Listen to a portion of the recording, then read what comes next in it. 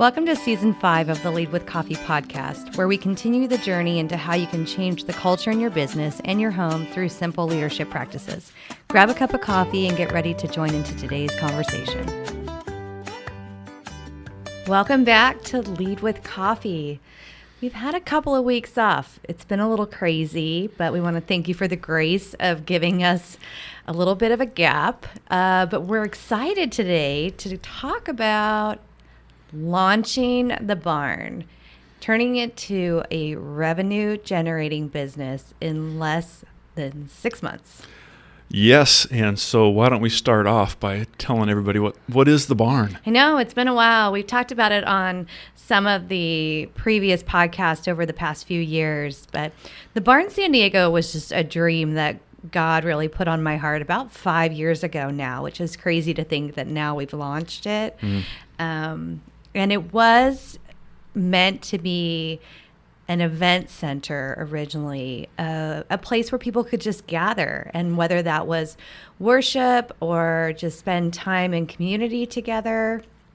It didn't have a defined expectation other than God said, you have to create a place for people to gather. And he kept telling me that it was going to be called the barn. And I remember sitting at the spa one day and telling one of my friends, you know, God put this dream on my heart and I don't know what it looks like, but I know I'm supposed to step into it. And then right before COVID, we did Dream Big San Diego. We've talked about that a lot with Bob Goff and his team. And it was the first time I really said out loud to a group of people that I had this, you know, still small voice that constantly told me I was supposed to create an event center.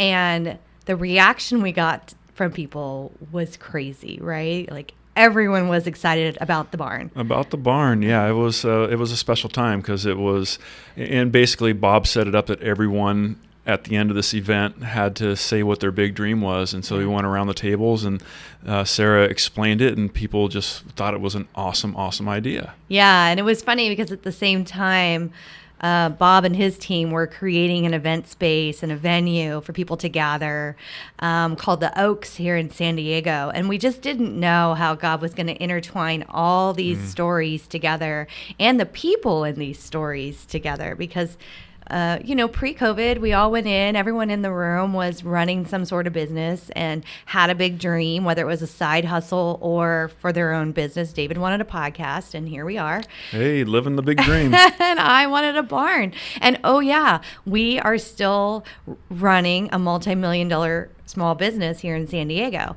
at the same time. So well, and I'd also like to say, you said pre-COVID. 2 weeks pre-COVID is when this event was. 2 weeks pre-COVID, which is crazy. Feels like forever ago. So, I think that with COVID and everything going on, I was stepping into the dream and trying to envision it, but there wasn't a whole lot that we could do at that time. And the COVID crisis hit, and I think like everyone, flower farming and gardening actually became how people found retreat from the chaos of the world. You were locked in at home. So everybody became a flower farmer or a gardener in some way or another. We built some flower boxes, and that was really fun in our old home. And then I think in March of last year, we went to the Oaks, actually. We did a retreat there, and it was all about are you stepping into your calling? Are you stepping into your big dream? And what does it look like? And I remember saying to David, like, I just feel this calling that we have to make a big change. Like, it's coming. We have to start stepping into this. And we started to look for land for the barn. We were not looking for land for a house. We were looking for land for the barn. And rates were kind of going crazy and through the roof. And land was hundreds of thousands of dollars with nothing on it. And that turned into, I think we need to put the barn on hold and we need to buy a new home for our family. But before you go there, we were looking at land, and the view from our room at the Oaks was looking at a piece of land that you happened to just find you were given the listing that knew it was somewhere about Yeah. around where we were. We happened to be looking at that plot of land from our room, Yeah. which was a crazy story if you want to go into that at all. Yeah, I think that was just God continuing to sow the seed, right? Yeah. Of like, you're going to do this. And I remember, we were standing on this beautiful balcony at the Oaks and looking over at this plot of land. And I said to David, that's the type of land that I want. Like, it had beautiful big boulders and trees, but flat space. And I could see this big barn event center on it. And not really like a flower farm, but like an event space for weddings or gathering or whatever it looked like. And it was beautiful up in Ramona, California. And so, within an hour, I think our realtor, Dawn, who's been on here with us before, had sent me that there's land in Ramona you should look at. And we were there. That was just God doing his thing and like continuing to press into us. And we also did this thing at the Oaks that was really interesting where you had to go grab 2 rocks and you randomly grabbed 2 rocks. I grabbed one that was like small and smooth and could fit in the palm of my hand. And I grabbed a big one that was oddly shaped and you couldn't really grasp it. And then you had to analyze your big dream against those rocks. And I remember looking at David and it hit me of like, there's this big thing that feels like I can't grasp it. It's too big. It's uncomfortable in my hand. It feels like it's weighing me down. And then there's this smaller rock that's smooth. I can hold on to it. It feels manageable. And I feel like that's the barn. Like as we start, is it supposed to be this big thing that we're trying to like grasp and we can't and it feels heavysome and burdened? Or is it the smaller thing? And I think that's when things started to go away from the land, this big giant thing, to something smaller. And then if you go back and listen, within 3 months of that day, we sold our home, bought a new home, and that seemed to put the barn on hold. Yeah. Well, a couple of things. We realized leaving Ramona, it was an hour away from our house. So we said, well, that's going to be too hard to manage for an event space. We have to find something closer. But just how this all laid out, it was just really interesting that we went from a plot of land to maybe it's something different to start. Yeah. And when we were at the Oaks retreat, everyone kept asking us about the barn. What's going on with the barn? I need to know about the barn. And there were a couple of other people there that had similar event spaces around the country. And we were all kind of running in the same direction where God kept saying to all of us, we all had full-time businesses that weren't these event spaces, that we were all supposed to create a space for people to gather. It was really an interesting narrative. And I just love how God puts people in your path at the right time to motivate you. Because we don't have many people in our journey, especially at the launch of the barn, that were like, this is a great idea. You two should totally do this. Oh, and continue to like, what are you going to sell your multi-million-dollar business to go be farmers? It sounds like a great plan, guys. And how are you going to raise your 3 teenage boys and pay for college? We're like, we're all in. You're going to work the land. Farmer Fred over here. That's David's nickname, in case you want to know. Farmer Fred. He doesn't love it, but No, I'm gonna keep doing it. So we bought a new home, and as if you listen back to one of those earlier podcasts, we had green grass when we bought the home on a half acre in the back, and by the time we moved in, it was dead dirt. And so we sat there for about 8 months looking at the dead dirt and wondering what it could become, and God just kept nudging me. And I remember one day looking at David saying, there's Magnolia Network had come out, and the show Fleurette had come out, which is about a farm up in Washington. And I was really inspired by her story of a woman-owned small business and really stepping into what she felt was a calling. And so I said, David, I really feel like I'm supposed to do this course. They had a course on how to start and launch a flower business. And like, I don't have time for this, but this was really like something that God said you have to do. And so we invested in it. And I think I did that in February of this year. I finished the course, and talked David into building me some flower boxes because our dirt, you cannot dig an inch into our dirt. No, it is very compact and very dry. Yeah. So we invested all this money into flower boxes at the height of when wood could not have been more expensive in a pandemic still. Oh, yeah, absolutely was. Everyone was building this type of stuff at their home because they were stuck home during the pandemic. So prices and, supply chain, everyone knows the story. It was expensive. It was expensive. But we were like, okay, well, if you want to start a small business, you have to have some funds to launch it. Yeah. And so, we believe don't go into crazy debt to launch something. So we just started using our savings and built the flower boxes. And I ordered all this seed from Floret, and I was so excited to put all this seed into the boxes. It was about March, early April when we got them all in there, maybe March. Yeah, it was early March by the time we had everything built. Yeah. So the thing with flowers is they don't like to be frozen. And in San Diego, you don't freeze that much. And you're supposed to find out, like, when's your last freeze date. And so there's this Google, and it tells you it's February 21st is your last freeze date in Alpine, California. So we filled these boxes full of hundreds and hundreds of dollars of compost and dirt and planted the $5 seed packs in all of them. And we just thought magic was going to happen. And then it froze night after night after night. And we built tunnels over them to try to protect them because that's what it said you were supposed to do. And it rained and it froze, and we didn't get any plants at all for the first 2 months. Right. It froze. The last freeze date was almost a month later in late March is when it finally I think April is got when over. it really, got over freezing. So, only the strong will survive. And the difference is, Alpine is almost 2,000 feet above sea level, which we had not previously lived in. So we hadn't been there a year. We don't really know what the climate was, what to expect. So we just, sure, they're in the ground. They'll be safe.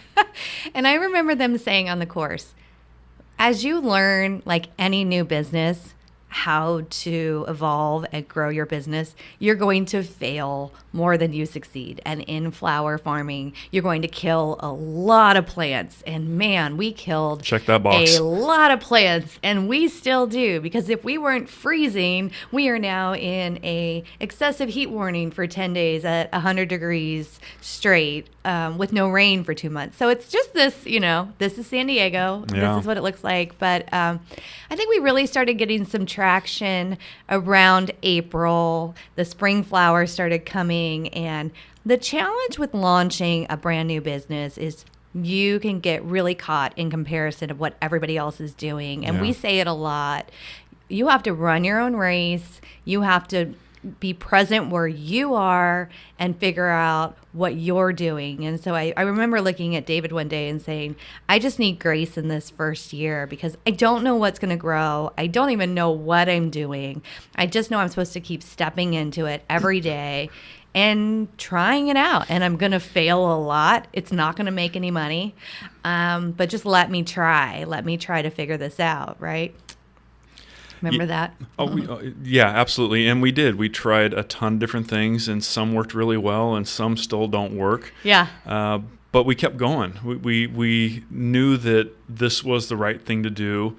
And it was a kind of a fun thing to be able to do first thing in the morning or in the evening. Yeah. Transforming our yard, over this 6-month period. So, yeah, there's been a lot of failure. There was failure with irrigation. I know irrigation pretty well, and we got the specialized drip irrigation that was supposed to be made for these beds.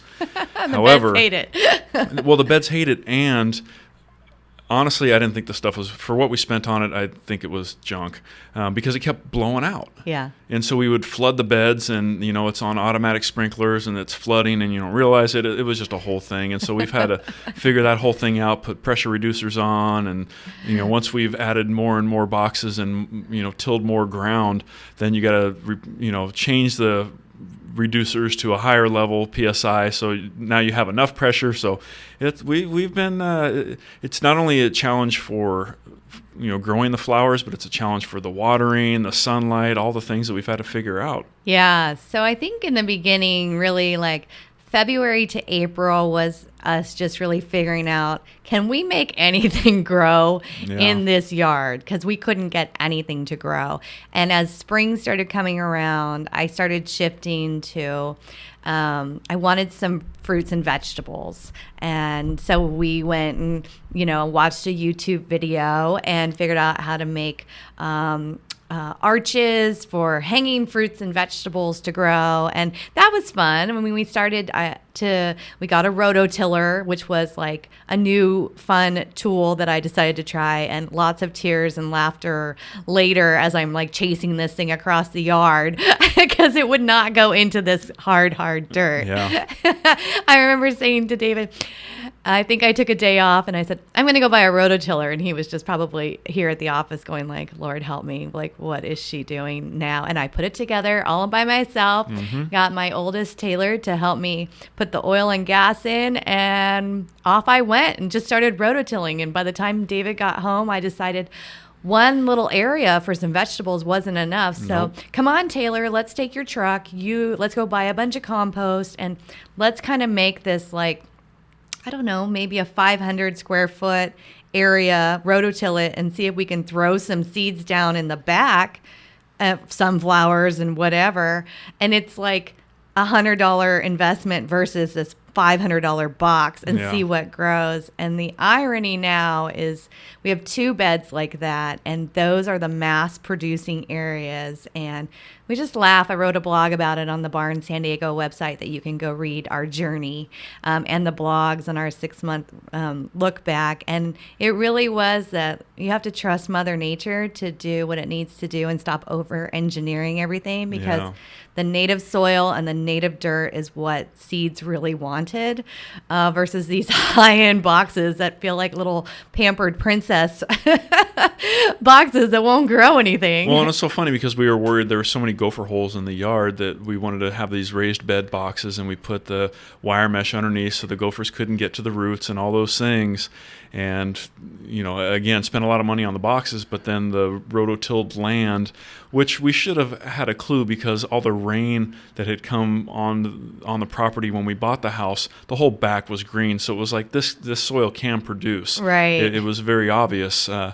But it, like we said, it became hard as a rock, and then rototilling and water has really helped it, and it is growing like crazy now. There's tons of worms. There's just so much nutrients in the area that we've tilled and that we've watered. But the second you step out of that, it's hard as a rock. It's hard as a rock. And I knew in the beginning I wanted to be organic, so we really are not doing anything but adding organic matter to the soil. We're not adding pesticides or anything that's not an organic fertilizer. And really, we just are adding compost. We're not spending a ton of money buying all these fertilizer treatments and all this flower farming, composting teas and sprayers and all this stuff. You can really get in a trap of like, I have to buy all the greatest things. It's like, actually, you just need to get truckloads of organic compost from, your landscape company and turn it into your soil and let it do its thing over time. And so now when I go out there 6 months later, you can dig down. It's still hard. You have to kind of turn it over, but you get a handful of worms. And I feel like I never thought worms would be so exciting. Yeah. But I think to step back a little bit, part of this podcast is to talk about key tips for launching your new venture. And so the first one is really understanding your market. We knew that there was a market for fresh cut flowers, but our intention wasn't to sell them necessarily right now. It was that if we cannot do the event center right now, then I said to David, let's start growing the flowers on our property, since we have all this property with nothing on it in the back. So that way, when we get the event center, we're a couple years established into being able to provide our own floral design that we don't have to contract out. So it's just a revenue generating system. And eventually we would create a flower farm for people to wander through for the events. I mean, you're going to want beautiful landscaping. So if your event center is going to be in your town where you live, then start figuring out what can grow is kind of the mindset. Yeah. Yeah. So we talked a lot about what we went through allow flowers to grow. But again, at the same time, in the background, all the other hours not spent outside were spent inside working on the business plan and how to make things work and the reseller's license and all the things that are important to launch a business. So talk a little bit about that. Yeah, I think as we started to realize that we could do this, and my little dream started to come to fruition, I stepped into getting the business name and owning the business name and everything that goes along with getting your fictitious business name. It's hilarious that you still put it in a newspaper for 4 weeks. I mean, I think this is the only reason newspapers exist, is to pay this fee. Yeah. And there's different regulations everywhere when you launch a small business. In our area, because we're unincorporated, you don't go get a business license, you get a reseller's license. And so we had experience here in the company on a project we just did for the last year on how to get a resale license, how to manage sales and use tax in California. And that, again, we just feel like was God saying, I'm going to teach you now in an area that you know, in your business. So when you have to shift it over to the Barn San Diego, you're really an expert at it. So I remember the day I filled out the fictitious business name, and I didn't really make a big deal about it to David. And I went down to the county clerk office and I filed it. And I remember just sitting there going, like, I'm launching a small business today. This isn't just a garden or a dream. This is me saying I'm a owner of a small business, and this is going to do something more than just be a flower bed in the backyard. And so launched that, and I think probably within a couple of weeks I launched the website, right. thebarnsandiego.com, and started that journey. I was really comfortable in the realm of doing the blogs and doing the website and all the project stuff that we do here for our company. But it's a whole different niche. So a lot of research went into what's the right platform, what's the right look, knowing that we would have a sales channel and a commerce channel on there that we don't do in our current business model. Yeah. So just the business side, I think, is my natural side. So I can do that fairly easily. The gardening side is the unnatural side. And I think most people are the opposite. Most people are like, I'm an amazing gardener, but I know nothing about business, where I'm like, oh, I can start a business, but I don't know if I can make anything grow. Right. Right. So how did it seem when that first website page came over to you? Because I didn't really tell you I was working on it. I think you were busy on projects, and one day I just kind of said, hey, here's the link to my new website. Well, if you haven't picked it up from Sarah from our last podcast, or just don't know her, she is an awesome creative, knows how to just pull things together. So the vision that she has and the intelligence that she has to pull things together is pretty amazing. So kind. So the Barn San Diego website, the CBSI San Diego website, the Lead with Coffee website, all are Sarah's vision and her doing. Granted, the more technical stuff, we have a great guy that we reach out to, but just the vision and how her vision is, what is the end user's experience going to be? So you can clearly see that in the Barn San Diego website, that it needs to be inviting, which it is, and there has to be something that you want to click into, something, information you want to know more about once you see the front page. And so you were able to do that really well. And at the same time, well, it has to have content. And so she writes like 3 or 4 blogs and just throws them on there. To me, that seems impossible. To her, I know it's hard, but it's natural. Mm-hmm. And you are able to pull that stuff together, which to me is just absolutely amazing. So thebarnsandiego.com, check it out. Thanks. I don't think I knew I was a creative until I got here to this company, and I had to start being creative. I think that's the difference of it was part of my role here Yeah. to really launch marketing. So then it was like, okay, well, let's take the business side and the creative side and figure out how to make them fun, at least, because otherwise it can all get really daunting. And Yeah. I think when you're building your own business, I've never experienced this. I mean, and you really haven't either. I mean, you came into the business when it was already going for about 10 years. And so, launching from scratch, man, It's a lot. it's a lot. You've launched a lot of stuff here. I mean, when you came, there wasn't a website for CBSI and all these things that you Or an office. or an office that you created. But from scratch, Yeah. how do you launch a business from scratch? So it's again, set up your business model in the right way in the beginning, and that was really my focus. There's a lot of people that start a side hustle and they'll do cash only. They don't really have a business model. They don't really have a website, and they just want to kind of pocket the cash, and that works for a while. But we are business owners already. And so for us to not do it authentically the way that we know how feels foreign. And so building your website, building it as a business, I think that's the other piece of when you're thinking about your side hustle versus a business. By actually giving it a sales platform, doing the name, getting your fictitious business name, your license or resale certificate, and a bank account, it puts you in the mindset that this is a business, not real. a slush fund for me. I'm Yeah. not just getting some money over here to, have a nice dinner later. Like, I want to launch a business, a real business model. And it's not going to, make huge profits in year one, but it's going to be set up as if it could make huge profits. Absolutely. And I think that right there is important.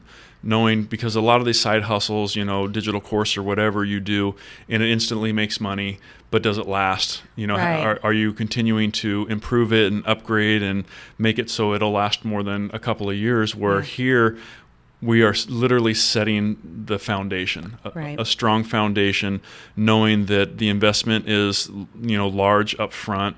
The payback financially isn't going to be great, but I think you've seen incredible paybacks in other ways, Yeah. and we can get into that in a little bit as far as launching your first event this last weekend.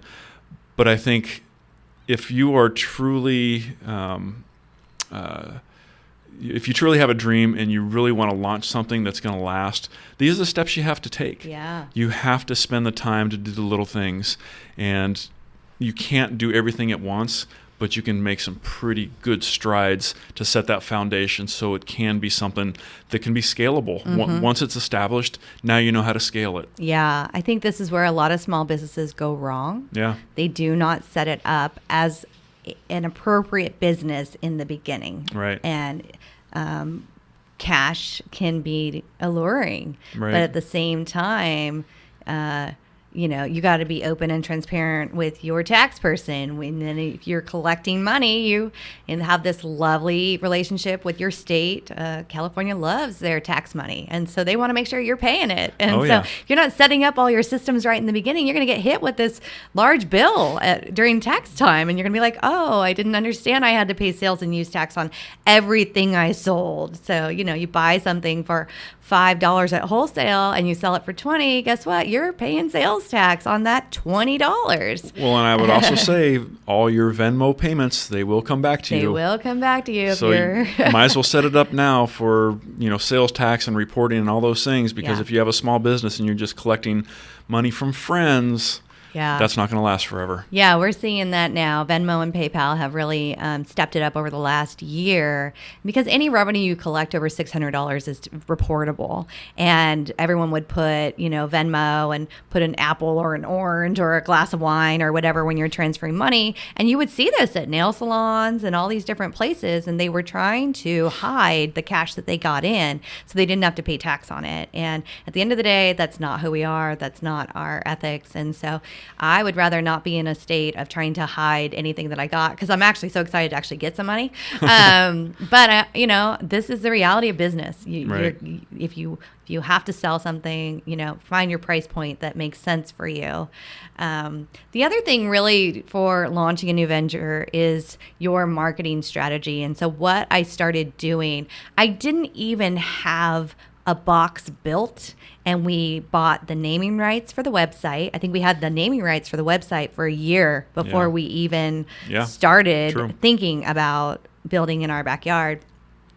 We had an Instagram page for the Barn SD, and that was already out there. And so I started to find other farms that I liked and started to share those and start to build this momentum. And so people are like, what is the barn? I have to know what this is. For about a year, Yeah. I had this whole business model running, and I didn't even have a business or one flower grown. Yeah. But people were all about, how do I get to your event space? And it doesn't exist. But that's the magic of marketing, that you can start to get buzz and momentum on your dream before it exists. Yes. Because that's how you start to build a brand. And then, so my followers are starting to see this dirt lot turn into this beautiful flower farm, and we can throw something up on social media and in 10 minutes have 4,000 people looking at it, just because this is the nature of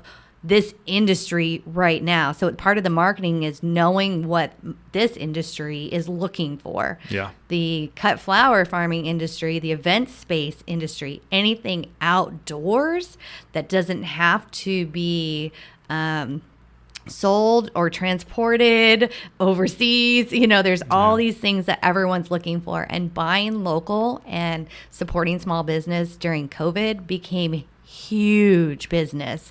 And I remember going to our local egg farm and buying eggs, honey, flour, Yeah. all the things you couldn't get anywhere. And that was really part of like buy local, and that feel of like when the world is in chaos, your local farmer actually is there for you to provide some relief.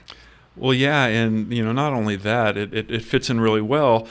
We were in a small town where we moved from, but now we are literally in a small town, tight-knit community that has these small little shops that would love the connection with a flower farmer, a cut flower farmer. Yeah. And so those are the relationships that Sarah's starting to build within the community, because this is how physically locally, you're going to start getting known. Now, obviously you put something on Instagram and it can go worldwide, and you could be getting likes from, Yugoslavia to Australia Right. to wherever. Right.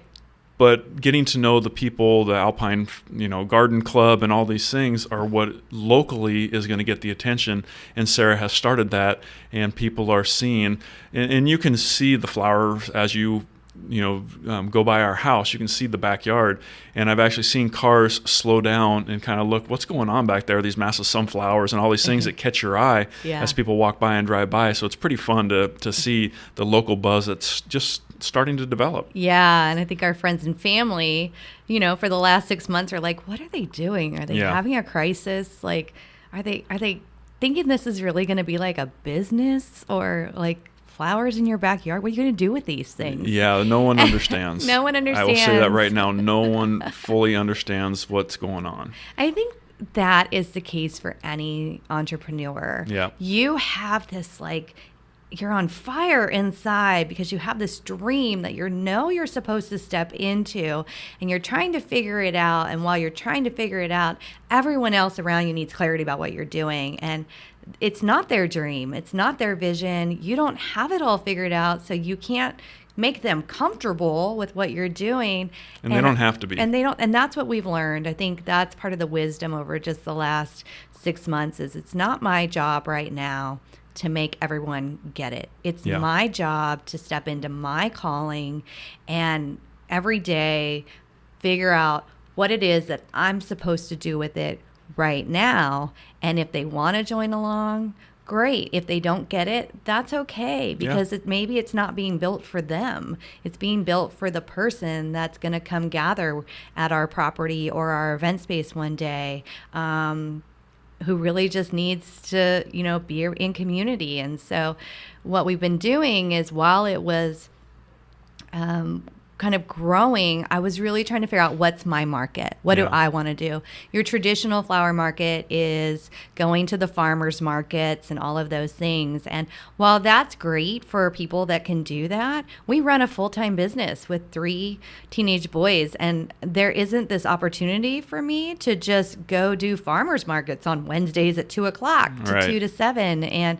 there's a whole investment to do that. You have to have these walk-in coolers for your flowers, and just all you kept hearing was dollar signs and time, dollar signs and time. And God kept saying to me, like, don't look at what everyone else is doing, because there's a path for you. Yeah. And those flower markets are so time consuming. You spend 2 or 3 days prepping for them to go set up to sell, and just do the math to make, if you're selling your bouquets at $20 a bouquet, I mean, you're not going to make $1,000 on your first day out. And if you're trying to do this weekly over and over and over, maybe you're going to sell 20 bouquets that day. It's just, it's not a high profit margin, but it's a lot of time and a lot of investment. It's how you build community in this industry. You have to get loyalty. You have to get people to see what you're growing. But I heard a great podcast, and one of the ladies said, I want flowers sold before they leave my farm. And I was like, that's me. I don't want to go sell. I don't want to be a hustler. I don't enjoy that in this business, and I don't want to do it in the barn. I want to create a place for people to gather. And that's always been the narrative for me for the last, 5-6 years. It's like, it's not about the flowers. It's about an event where people can gather. And so I kept saying to David, why do I want to work so hard to do what everybody else is doing, when my niche is to say, I could have 10 people come out to my farm for 2 hours and charge $100 and give them an experience.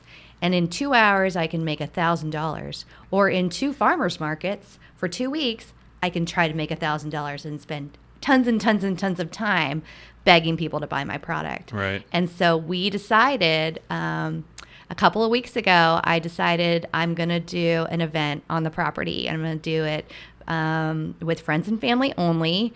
And we called it Mimosas and Mixed Bouquets. And I was so anxious of like, do people want to come to this? Is this really going to be something they want to do? But I knew that once I got them there, then I could share the vision. But trying to get people to spend money right now is hard anyway.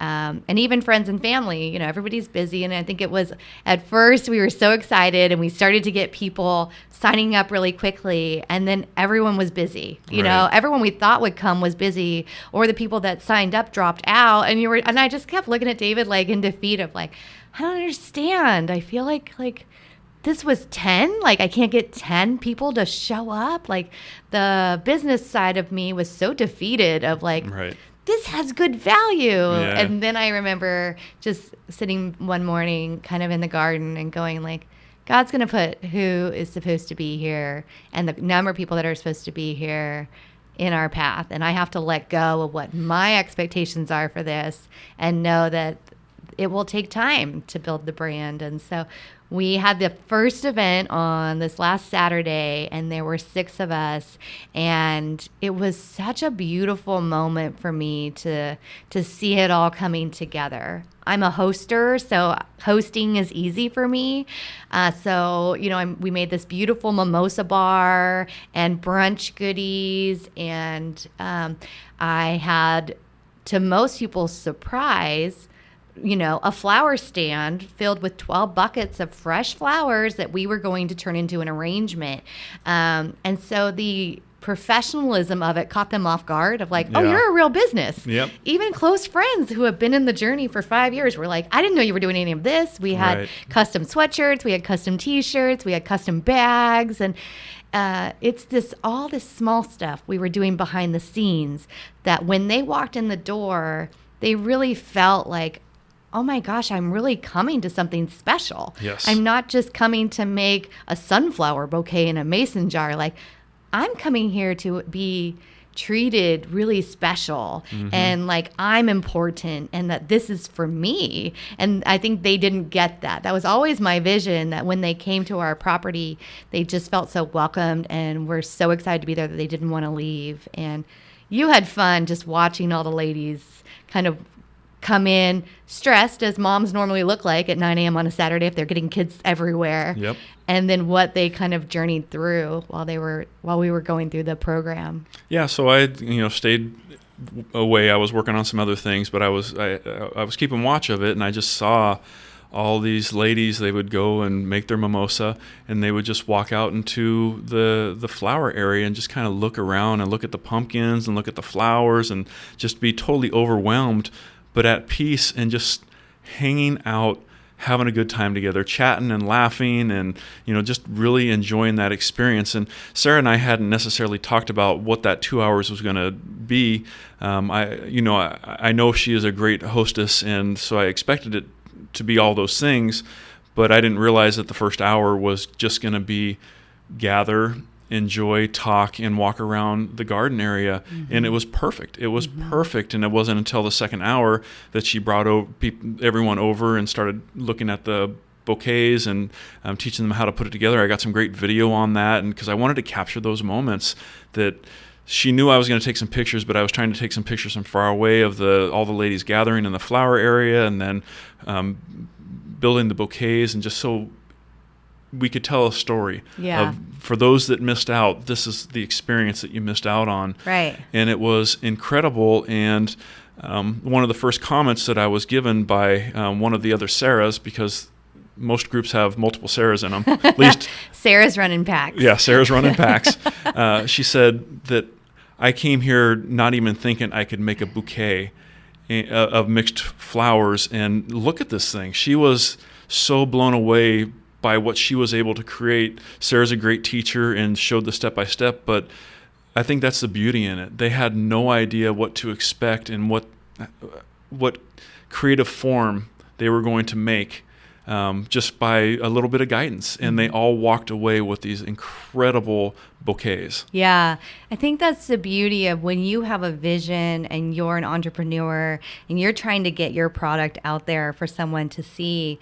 They don't know what to expect. And so my intent was to really surprise them with what they could do that they didn't know they knew how to do it. Yeah. And we like to teach, we like to educate, and we like to make people feel really welcome when they're around us. So pulling all those business models into this, which just felt like a bunch of friends coming to the house, but when they got there, they were like, oh, this is like a real event. And so most people are really shy away from, making a floral arrangement. They take their cut flowers that they get at the grocery store and they plop them in a vase and they're like, ta-da, they're going to die in 3 days. And there's something very different about farm to vase flowers, which we have learned as I've been playing with these flowers in the backyard for the last few months. And for my entire life, I think probably since high school, I have loved arranging flowers. It's just been one of those things. And when I was in college, I wanted to own a flower shop. And it's just funny now of like how God has transitioned me here.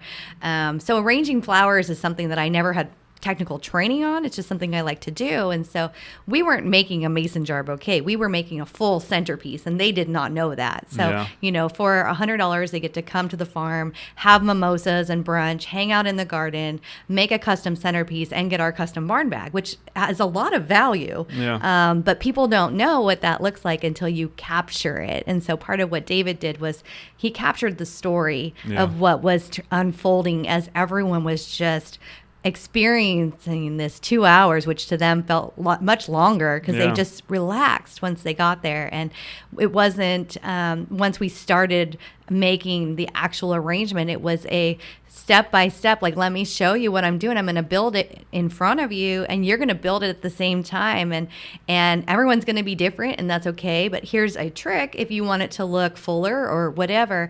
And it was so fun to watch them go from like, there's no way I can build that, to like, look what I made. Absolutely. And these flowers, they last like 7 to 10 days easily Yeah. because they're literally cut in the morning and you're putting them in arrangements. They're not going into a truck and a cooler and all these things. So you're going to have this amazing thing. And so some of them took them home, some of them gave them to friends or family. And the beauty of it was a safe group of people to kind of open up and be vulnerable with and say, this is my dream. This is what I wanted to create. I hope you enjoy the experience.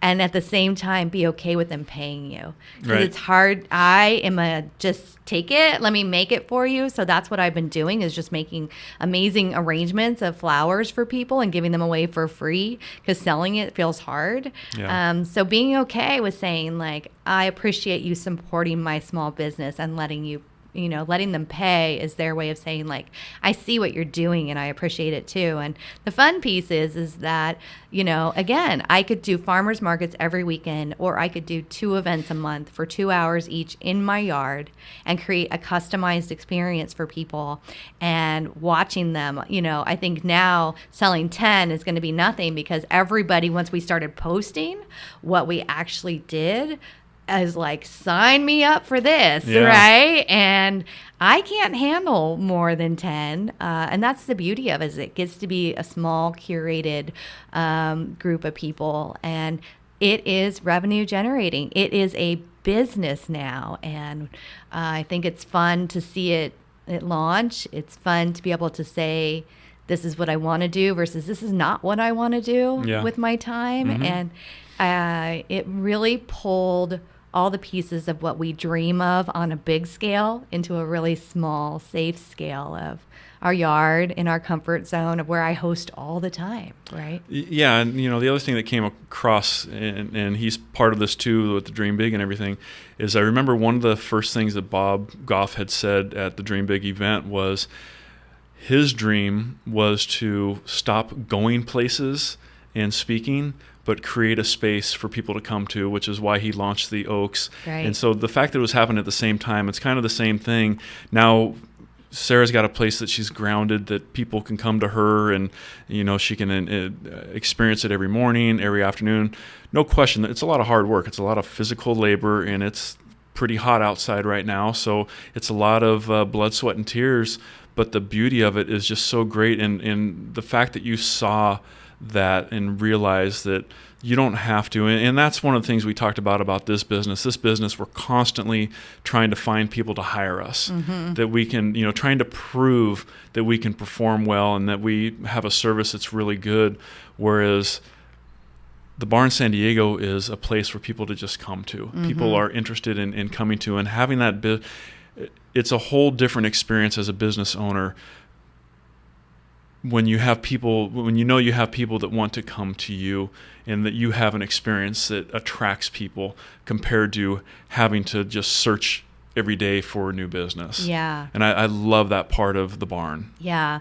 And it's finding our niche. It's running our own race, and it goes back to the rocks. And I think about them often of like, I can do this big thing. I could launch a bunch of different avenues for these flowers, and I could make it much bigger. But what feels right now is this smaller stone that can fit in my hand, that is something I can wrap my hand around and grasp and go, this is right now. Yeah. And one day we'll be ready for that big rock. Oh, guaranteed. But right now we are setting the foundation for success. And that means learning, testing, failing, learning, testing, failing. Because we could go home today and it's 100 and half of my garden looks dead again. And that's what was happening last week. It was like, No question. I had an event on Saturday, and the week before the garden looked amazing. And then by Saturday, half of the plants look like they're ready to just croak. And you're like, really? But that is the nature of business, is it not? I mean, that is the hard stuff that we have to go like, well, I still have an event to host, so let me distract you from those plants over there that look like they're dying with your mimosa and beautiful plants that are over here. And nobody cared. Nobody That's cared. the beauty of it. Yeah. What they saw was this like amazing space, this tranquil space with all this beauty and all this abundance of life and birds and bees and all this animals and critters running around, where all we see is the failures because Right. we're in the trenches. And so where they see beauty, we see failure. And as a business owner, we have to shift every now and then and pause and step back and go like, we did create this in 6 months when no one thought we could. When the land said no, it was like, you're not digging here. And we were like, oh yeah, let me yeah. just show you that I want to nurture and pour into you and make you grow an abundance of stuff. And the funniest stuff is like the watermelons that are like taking over the garden, or the pumpkins that are like consuming everything. And we never intended to grow a pumpkin patch or a watermelon farm, but they're fun and there. they're drawing attention. But I think to wrap it up, it's just really showing you that you can make a revenue generating business in less than 6 months.